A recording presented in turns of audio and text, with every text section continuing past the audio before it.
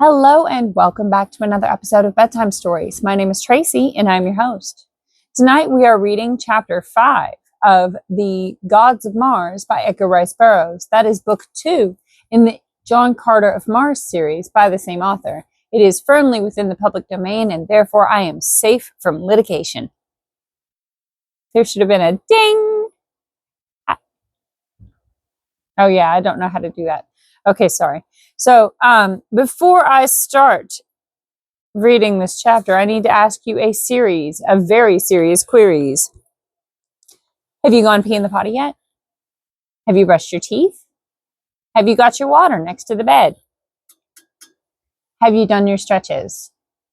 You got all that done already? Great job. Good job. I'm very impressed. Well, since there's nothing else to do besides like the video, subscribe to the channel, and click that notification button, we'll jump right in, okay? I hope you guys have been having a very Merry Christmas. I am recording this on Christmas Eve, 2025. Oh, P.S. I love you. Okay. Thank you for those of you who have been around, and for those of you who are new to all of this, welcome, welcome. I love every single one of you. Okay, chapter 5, Corridors of Peril. How long I slept upon the floor of the storeroom, I do not know, but it must have been many hours. I was awakened with a start by cries of alarm, and scarce were my eyes opened, nor had I yet sufficiently collected my wits to quite realize where I was, when a fusillade of shots rang out, reverberating through the subterranean corridors in a series of deafening echoes. In an instant, I was upon my feet. A dozen lesser Therns confronted us from a large doorway at the opposite end of the storeroom from which we had entered. About me lay the bodies of my companions, with the exception of Thuvia and Tarkus, who, like myself, had been asleep upon the floor and thus escaped the first raking fire. As I gained my feet, the Therns lowered their wicked rifles, their faces distorted in mingled chagrin, consternation, and alarm. Instantly I rose to the occasion. "What means this?" I cried in tones of fierce anger. "Is Sator Throng to be murdered by his own vassals?" "Have mercy, O master of the 10th cycle," cried one of the fellows, while the others edged toward the doorway as though to attempt a surreptitious escape from the presence of the mighty one. "Ask them their mission here," whispered Thuvia at my elbow. I should have whispered that. I apologize. I didn't know. So, "Ask them their mission here," whispered Thuvia at my elbow. What do you here, fellows?" I cried. "Two from the outer world are at large within the dominion of the Therns. We sought them at the command of the father of Therns. One was white with black hair, and the other a huge green warrior." And here the fellow cast a suspicious glance towards Tarkus. "Here then is one of them," spoke Thuvia, indicating the Thark. "And if you will look upon this dead man by the door, perhaps you will recognize the other. It was left for Sator Throng and his poor slaves to accomplish what the lesser Therns of the guard were unable to do. We have killed one and captured the other. For this had Sator Throng given us our liberty. And now, in your stupidity, have you come and killed all but myself, and like to have killed the mighty Sator Throng himself." Sator Throg. I keep saying thong, but it's Throg. So I've been saying that so wrong, and I do apologize. I will try to do better going forward, since this seems to be the new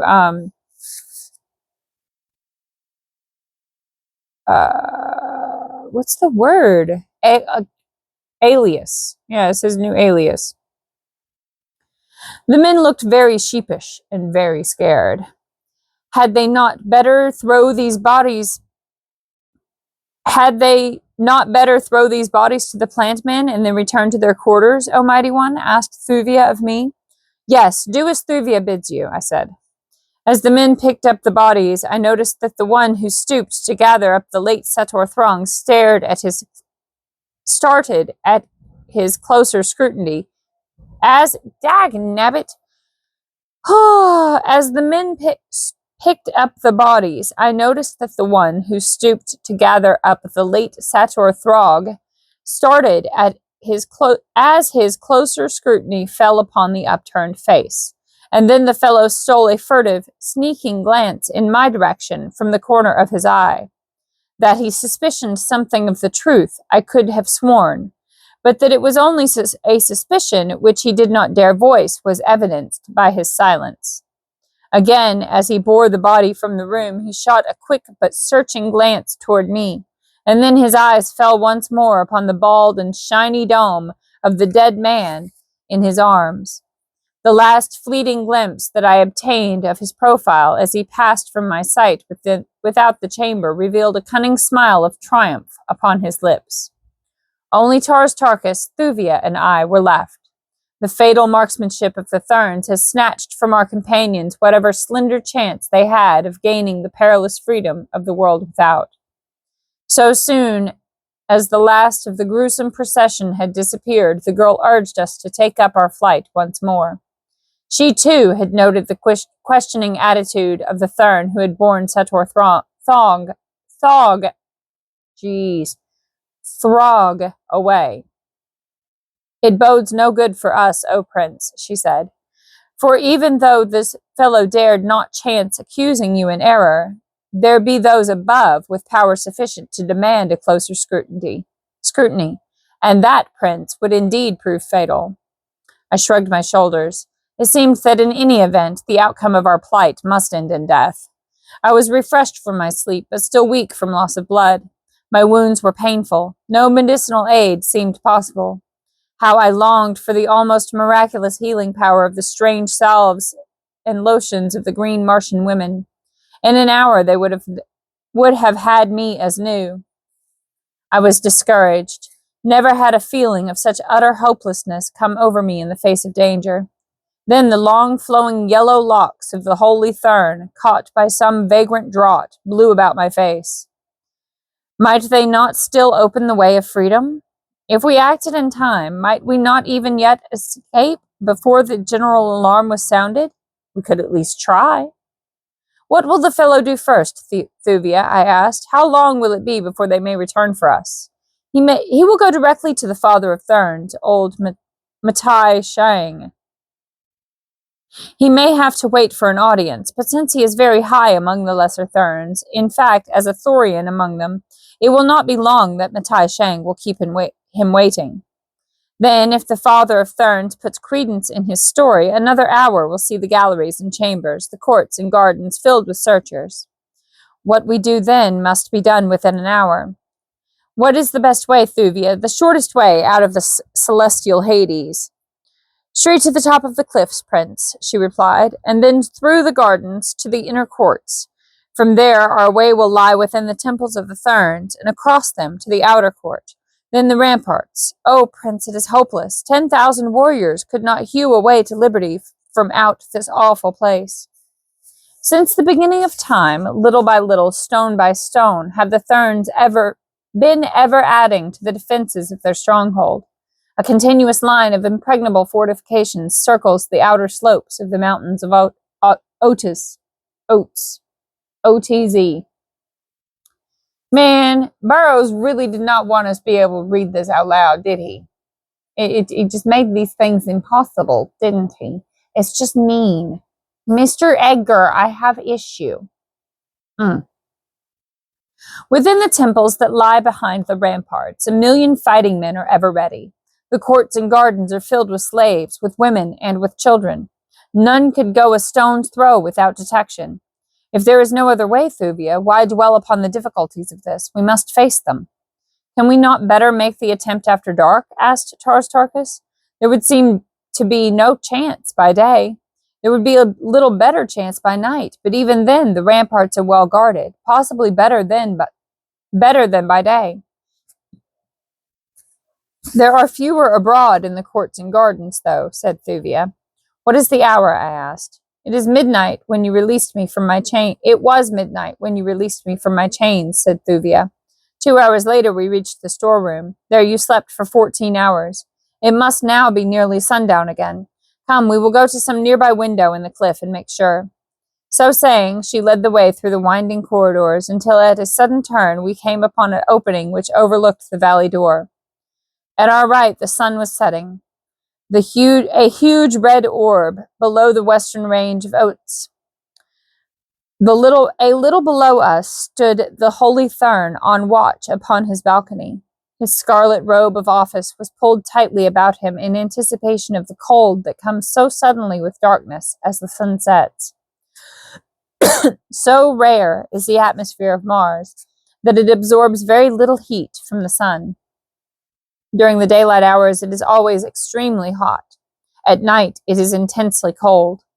Nor does the thin atmosphere refract the sun's rays or diffuse its light as upon Earth. There is no twilight on Mars.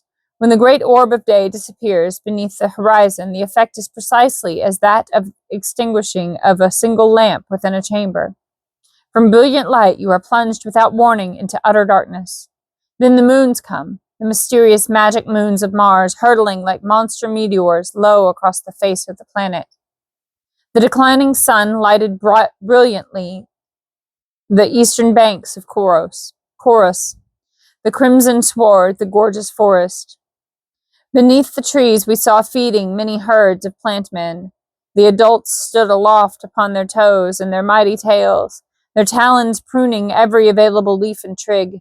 It was then that I understood the careful trimming of the trees, which had led me to form the mistaken idea when first I opened my eyes upon the grove that it was the playground of a civilized people. As we watched, our eyes wandered to the rolling Iss, which issued from the base of the cliffs beneath us. Presently there emerged from the mountain a canoe laden with lost souls from the outer world. There were a dozen of them. All of them were of the highly civilized and cultured race of red men who are dominant on Mars. Excuse me. The eyes of the herald upon the balcony beneath us fell upon the doomed party as soon as did ours. He raised his head and, leaning far out over the low rail that rimmed his dizzy perch, voiced the shrill, weird wail that called the demons of this hellish place to the attack. For an instant the brutes stood with stiffly erected ears. Then they poured from the grove toward the river's bank, covering the distance with great ungainly leaps. The party had landed and was standing on the sward as the awful horde came into sight. There was a brief and futile effort of defense, then silence, as the huge, repulsive shapes covered the bodies of their victims, and scores of sucking mouths fastened themselves to the flesh of their prey. I turned away in disgust. "Their part is soon over," said Thuvia. "The great white apes get the flesh when the plant men have drained the arteries. Look, they are coming now." As I turned my eyes in the direction the girl indicated, I saw a dozen of the great white monsters running across the valley toward the riverbank. Then the sun went down, and darkness that could almost be felt engulfed us. Thuvia lost no time in leading us toward the corridor which winds back and forth up through the cliffs toward the surface, thousands of feet above the level on which we had been. Twice great banths, wandering loose through the galleries, blocked our progress. But in each instance, Thuvia spoke a low word of command, and the snarling beasts slunk sullenly away. "If you can dissolve all our obstacles as easily as you master these fierce brutes, I can see no difficulties in our way," I said to the girl, laughing and smiling. "How do you do it?" She laughed and then shuddered. "I do not quite know," she said. When first I came here, I angered Sator Throg because I repulsed him. He ordered me to be thrown into one of the great pits in the inner gardens. It was filled with banths. In my own country, I had been accustomed to command. Something in my voice, I do not know what, cowed the beasts as they sprang to attack me. Instead of tearing me to pieces, as Sator Throg had desired, they fawned at my feet.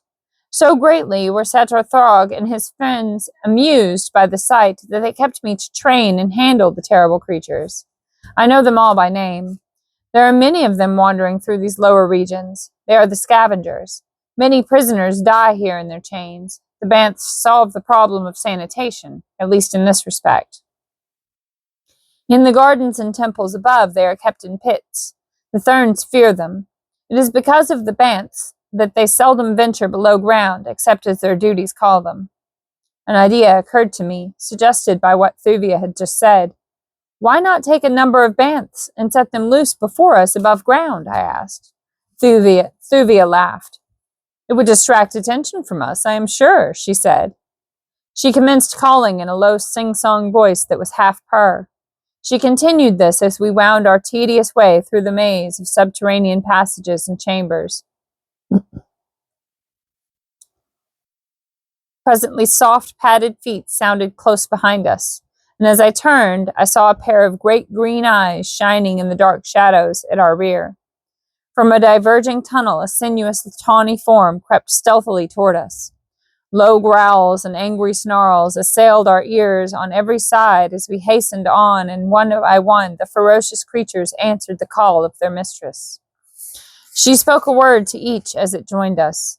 Like well-schooled terriers, they paced the corridors with us, but I could not help but note the lathering jowls, nor the hungry expressions with which they eyed Tarkas and myself. Soon we were entirely surrounded by some 50 of the brutes. 2 walked close on either side of Thuvia as guards might walk. The sleek sides of others now and then touched my own naked limbs. It was a strange experience. The almost noiseless passage of naked human feet and padded paws, the golden walls splashed with precious stones, the dim light cast by the tiny radium bulbs set at considerable distances along the roof, the huge maned beasts of prey crowding with low growls about us, the mighty green warrior towering high above us all, myself crowned with the priceless diadem of a holy thurn, and leading the procession, the beautiful girl, Thuvia. I shall not soon forget it. Presently we approached a great chamber more brightly lighted than the corridors. Thuvia halted us. Quietly she stole toward the entrance and glanced within.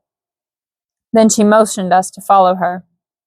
The room was filled with specimens of the strange beings that inhabit this underworld, a heterogeneous collection of hybrids, the offspring of the prisoners from the outside world, red and green Martians, and the white race of Therns.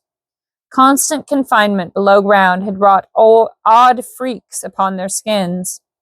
They more resembled corpses than living beings. Many are deformed, others maimed, while the majority, Thuvia explained, are sightless. As they lay sprawled upon the floor, sometimes overlapping one another, again in heaps of several bodies, they suggested instantly to me the grotesque illustrations that I had seen in copies of Dante's Inferno. And what more fitting comparison? Was this not indeed a veritable hell, peopled by lost souls, dead and damned beyond all hope?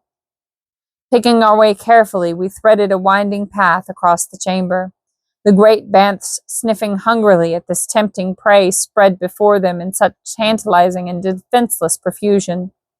Several times we passed the entrances to other chambers similarly peopled, and twice again we were compelled to cross directly through them. In others were chained prisoners and beasts. Why is it that we see no Therns? I asked of Thuvia.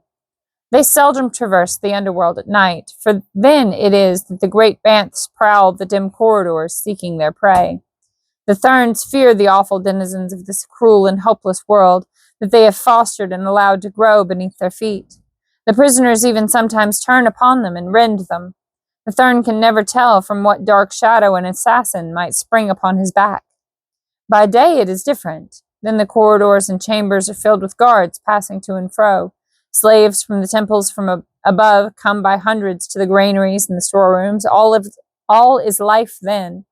You did not see it because I led you not in the beaten tracks, but through roundabout passages seldom used. Yet it is possible that we may meet a Thern even yet. They do occasionally find it necessary to come here after the sun has set. Because of this, I have moved with such great caution. But we reached the upper galleries without detection, and presently Thuvia halted us at the foot of a short, steep ascent.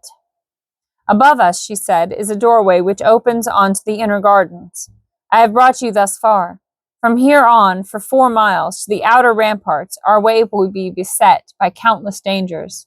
Guards patrol the courts, the temple, the gardens. Every inch of the ramparts themselves is beneath the eye of a sentry.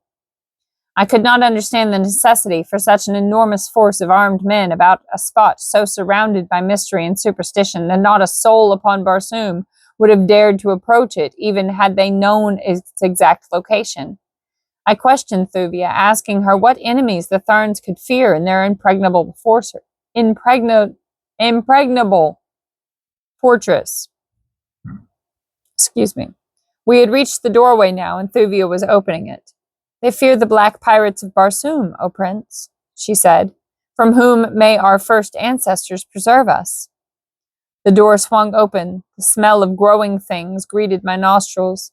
The cool night air blew against my skin. The great banths sniffed with the unfamiliar odors, and then with a rush they broke past us with low growls, swarming across the gardens beneath the lurid light of the nearer moon. Suddenly a great cry arose from the roofs of the temples, a cry of alarm and warning that, taken up from point to point, ran off to the east and to the west, from temple, court, and rampart, until it sounded as a dim echo in the distance. The great Thark's longsword leapt from its scabbard. Thuvia shrank, shuddering, to my side. And that's the end of chapter 5. I hope you've enjoyed it. I hope you're still alive. Did you see how I rhymed? That was fun. Ha ha ha. Okay, I'm done. I'm sorry. I hope you enjoyed that. Good night. Sleep tight. Don't let the bedbugs bite. And if they do, bite them back, okay? I love you so much. Good night.